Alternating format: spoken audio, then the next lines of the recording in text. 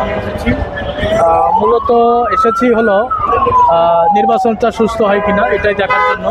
কারণ আমরা মিডিয়াতে সকালে দেখেছি যে নির্বাচনে কিছু অনেক দেখা গেছে, সেজন্য আমার ব্যক্তিগতভাবে আসা। আর বিশেষ করে আমরা যে 2024 সালে যে ছাত্র জনতার যে গণ অভ্যুত্থান হয়েছে, ছাত্র জনতার মাধ্যমে আমরা এই ডাকসু নির্বাচনের উপরে বিগত যে নির্বাচনটা হবে এটা ব্যাসেস করবে, সেজন্য আমরা আজকে ডাকসু নির্বাচন দেখার জন্য এসেছি। এবং আমরা বিশ্বাস করি এবং আশা রাখি যে ডাকসু নির্বাচন সুস্থ হয়েছে এবং এই সুস্থ নির্বাচনের মাধ্যমে আগামী বাংলাদেশ কিভাবে পরিচালনা হবে ডাকসুর উপর থেকে সেটা ব্যাসেস করবে। তাই আমরা মনে করি যে ডাকসু নির্বাচন সুন্দর হবে এবং যে ফলাফল হবে দেশের জাতি এবং ছাত্র সমাজ সেটা সদয়ভাবে গ্রহণ করবে ইনশাল্লাহ।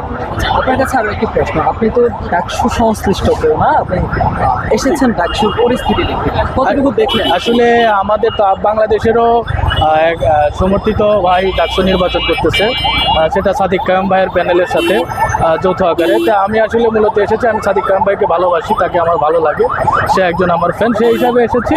হ্যাঁ, এসে আমি নির্বাচনটি দেখার জন্য, তো ফলাফলের জন্য অপেক্ষা করতেছি, দেখা যাক আল্লাহ কী করে, সেই অপেক্ষায় এবং প্রত্যাশায় আছি।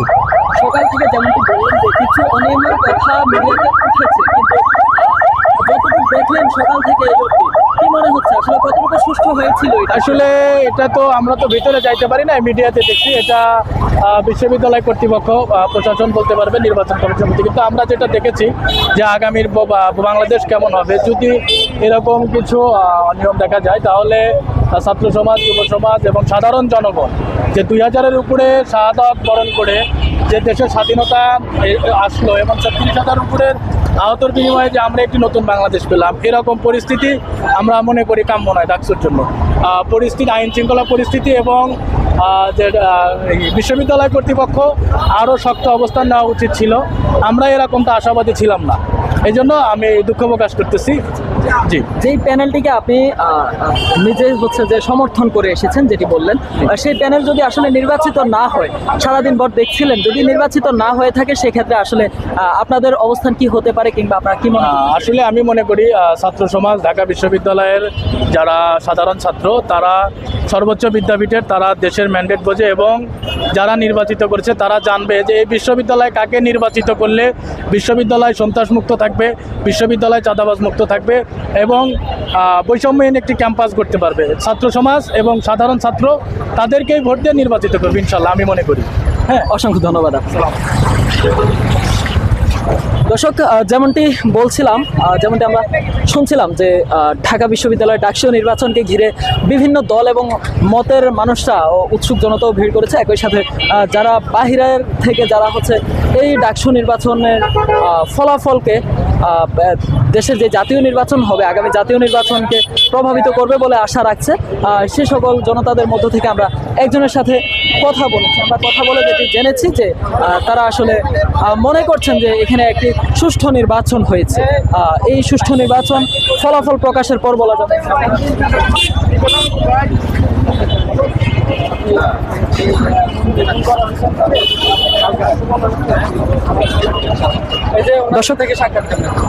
দর্শক, যেমনটি আমরা দেখতে পাচ্ছি এখানকার পরিস্থিতি, আমরা যদি এখানকার স্থানীয় একজনের সাথে একটু কথা বলার চেষ্টা করি। আপনার নাম এবং পরিচয় জানতে চাইবো। আমার নাম আব্বাস উদ্দিন, থাকি ঢাকাতেই। ডাকসু নির্বাচনের আজকে যে পরিস্থিতি আমরা দেখতে এসেছি আনন্দ উৎসব বলতে, আমরা চাই যে জিতুক, সুন্দর পরিবেশের মাধ্যমে জিতুক, আমরা তাদেরকে স্বাগত জানাতে দাঁড়াইছি। আমরা কোনো দলের পক্ষ থেকে কোনো এই প্যানেলের পক্ষে আসি নাই, আমরা আসছি ডাকসুর ঐতিহ্যবাহী বিশ্ববিদ্যালয়, ঢাকা বিশ্ববিদ্যালয় এবং এই দেশ প্রতিষ্ঠালগ্ন থেকে ঢাকা বিশ্ববিদ্যালয়ের অবদান। সারা বাংলাদেশে 18 কোটি মানুষ আজকে এই নির্বাচন দেখার জন্য মুখিয়ে আছে, আমরাও তারই অংশ। তো আমরা চাই এই নির্বাচনের ফলাফল যেন সুন্দরভাবে সারা বাংলাদেশের মানুষ জানুক। আচ্ছা, একটি বিষয় যে এই ডাকসু নির্বাচনকে আগামী জাতীয় নির্বাচনকে কোনোভাবে প্রভাবিত করবে কিনা, এটির ফলাফল কিংবা এই ডাকসু নির্বাচনের যে সুষ্ঠুতা, এটি কি আগামী নির্বাচন কেমন হবে এটি কি বোঝা যাবে কিনা এই ডাকসু নির্বাচনের মাধ্যমে, আপনি কি মনে করছেন? অবশ্যই আমি মনে করি, কারণ ডাকসু নির্বাচন, ডাকসু ছাত্রদের আন্দোলন এই বাংলাদেশের প্রতিষ্ঠা লগ্ন থেকে অবদান। সেই ক্ষেত্রে এই ডাকসু নির্বাচন জাতীয় নির্বাচনের পূর্ব মুহূর্তে নির্বাচন অবশ্যই প্রভাব পড়বে এবং যারাই জিতবে তাদের পক্ষেই বাকিটাও যাবে। অসংখ্য ধন্যবাদ।